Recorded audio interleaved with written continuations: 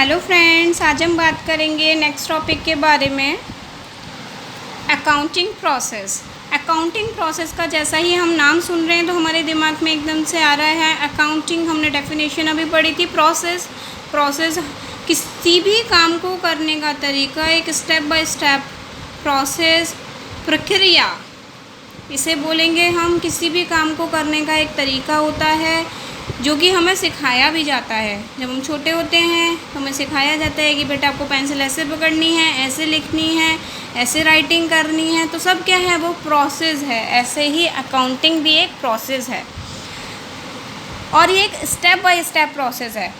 अगर हम किसी भी स्टेप को छोड़ देंगे तो क्या होगा, हमारे पास जो भी डेटा है वो रेलिवेंट डेटा नहीं होगा, क्योंकि हमने कुछ ट्रांजेक्शन्स छोड़ दी हैं। और मैं सबसे पहले आपको बताना चाहूँगी कि ये देखिए, आप पहले पूरा डायग्राम देखिए। अकाउंटिंग प्रोसेस का ये डायग्राम है। जब भी आपके एग्ज़ाम में ये क्वेश्चन आएगा, और आता ही है ये एग्ज़ाम में क्वेश्चन, तो आप क्या करेंगे, आप अपने आंसर में इस चार्ट को ज़रूर ड्रॉ करेंगे। अगर आप इस चार्ट के थ्रू अपने आंसर को बताएंगे तो डेफिनेटली आपको बहुत ही अच्छे मार्क्स मिलने वाले हैं। ठीक है, अब हम फर्स्ट स्टेप से स्टार्ट करते हैं। First is financial transactions. कल हमने पढ़ा था फाइनेंशियल ट्रांजेक्शन्स के बारे में कि हमारे अकाउंट्स में हम सिर्फ उन्हीं ट्रांजेक्शन्स को रिकॉर्ड करते हैं जो कि फाइनेंशियल कैरेक्टर में होती हैं। दैट मीन्स जो कि मनी में जिनको वैल्यू करा जा सकता है। अगर हम किसी से बातचीत कर रहे हैं, उसे तो हम मनी में वैल्यू नहीं कर सकते। हमने किसी से रॉ मटेरियल ख़रीदा है, किसी को कुछ गुड्स हमने सेल करे हैं, किसी से कुछ हमने परचेज़ करा है, तो हमने कैसे करा है, वो मॉनेटरी फॉर्म में करा है। अब हम फॉर एग्ज़ाम्पल हमने कोई बिस्किट ख़रीदा, तो हमने क्या करा, पैसे दिए, उसके बदले हमें बिस्किट मिला। तो क्या हुआ, मॉनेटरी फॉर्म में ट्रांजेक्शन हुई। तो हम सिर्फ उन्हीं ट्रांजेक्शन्स को रिकॉर्ड करेंगे जो कि मॉनेटरी फॉर्म में होती हैं। ये तो सबसे पहली बात हो गई फाइनेंशियल ट्रांजेक्शन्स में। अब हम बात करेंगे, सेकंड हमारी स्टेप आएगी रिकॉर्डिंग। हमने कल पढ़ा, हम सिर्फ फाइनेंशियल ट्रांजेक्शन्स, मॉनेटरी ट्रांजेक्शन्स को ही रिकॉर्ड करेंगे। रिकॉर्ड किस में करेंगे, जर्नल्स में। जर्नल में हम रिकॉर्ड करेंगे, और ये हमारी सब्सिडरी बुक्स होती हैं। Cash book, purchase book, sales book, purchase book और purchase return book, bills payable, bills receivable, journal.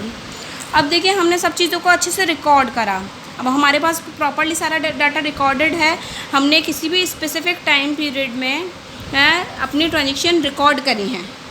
जो भी हमारे ट्रेडिंग हुई है बिज़नेस में, जो भी हमने ख़रीदा है, जो भी हमने बेचा है, जो भी हमारे पास चीज़ें आई हैं, जो भी हमारे पास स्टॉक आया है, हमारे पास उनका पूरा एक डेटा है। अब हमने उस डेटा को क्या करा, क्लासीफाई कर दिया। क्लासीफाई कैसे करा, लेज़र बना दिए। हमने कल बात करी थी, लेज़र में क्या करते हैं, हम जितनी भी मतलब हमारे सेम नेचर की ट्रांजेक्शन्स होती हैं उनको हम एक जगह पर लिखते हैं, हम ग्रुप कर देते हैं। क्लासीफाइंग एक ऐसी प्रोसेस होती है, process of grouping of transaction और entries of one nature at one place. तो अब जैसे हमारी कैश की ट्रांजेक्शन करी है, हमने कैश सेल करा है, कैश परचेज़ करा है, कैश रिसीव हुआ है, तो हम क्या करेंगे, सारी ट्रांजेक्शन कैश वाली एक जगह लेज़र में, कैश अकाउंट में उन्हें लिखेंगे। ठीक है, अब हमारा क्लासिफिकेशन भी अच्छे से हमने कर लिया। अब उसके बाद क्या करेंगे, हम समराइज़ करेंगे। समराइज़ कैसे करेंगे, हम ट्रायल बैलेंस बनाएंगे, trading and profit and loss बनाएंगे, एंड बैलेंस शीट बनाएंगे। Trading and profit and loss बनाया हमने, तो उससे हमें क्या पता चला, हमारा प्रॉफिट और लॉस। ठीक है, हमें कितना लॉस हुआ स्पेसिफिक टाइम पीरियड में, कितना प्रॉफिट हुआ, ग्रॉस प्रॉफिट कितना हुआ, हमें ग्रॉस लॉस कितना हुआ। फिर हमने बैलेंस शीट करी, बैलेंस शीट से हमें हमारी फाइनेंशियल पोजीशन का पता चलता है। अब हमें पता है हमारी फाइनेंशियल पोजीशन कितनी है, कितना हमारे पास सरप्लस है, कितना हमारे पास रिजर्व्स हैं, कितना हमें स्पेसिफिक टाइम पीरियड में लॉस हुआ है या नहीं हुआ है। ठीक है, ये हमने सब चीज़ें अब समराइज़ कर ली। अब समराइज़ करने के बाद हम क्या करेंगे, एनालिसिस करेंगे, इंटरप्रिटेशन कर देंगे। हम सारी इंफॉर्मेशंस को एनालिसिस करेंगे। एनालिसिस हम कैसे कर सकते हैं, अपने प्रीवियस ईयर के साथ। जो हमारे पास पहले सालों के रिकॉर्ड हैं, हमारे पास पहले सालों की बैलेंस शीट है हमारे पास, उनके थ्रू हम देख सकते हैं दोनों बैलेंस शीट्स को कंपेयर करके कि हमें इस ईयर में ज़्यादा प्रॉफिट हुआ है या हमें पहले साल में ज़्यादा प्रॉफिट हुआ था। हम कैसा एनालिसिस कर सकते हैं? वो हम तभी एनालिसिस कर सकते हैं जब हमारे पास प्रॉपर डेटा अवेलेबल होगा। और इंटरप्रिटेशन की बात करें तो इंटरप्रिटेशन हम किसी को मतलब डाटा कैसे दे पाएंगे, कैसे शेयर कर पाएंगे अपनी इन्फॉर्मेशन को, हम अपना डाटा कैसे पब्लिश कर पाएंगे? बहुत सारी ऐसी बुक्स वगैरह आती हैं जिसमें कि कंपनीज़ के खुद के भी होते हैं वो, कि उसमें उनका इंटरप्रिटेशन होता है कि उन्होंने स्पेसिफिक टाइम पीरियड में उनकी कितनी ग्रोथ हुई, कितना प्रॉफिट हुआ, कितना लॉस हुआ। तो ये सारी इन्फॉर्मेशन हम किसके बेसिस पे दे पाते हैं?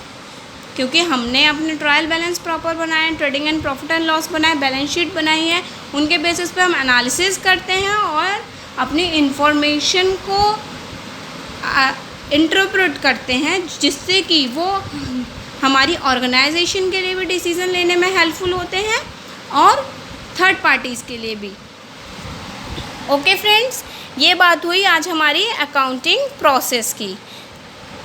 अब हमारी जो भी टर्मिनोलॉजीज़ इसमें न्यू आई हैं, जैसे कि ट्रायल बैलेंस है, trading and profit and loss account है, बैलेंस शीट है, लेज़र है, जर्नल्स हैं हम इन सब के बारे में नेक्स्ट वीडियो में डिस्कस करेंगे, क्योंकि हम भी स्टेप बाय स्टेप ही चलेंगे। जो भी हमारे पास बुक में जिस तरीके से दिया गया है हमें सिलेबस, उसी तरीके से कंप्लीट करेंगे।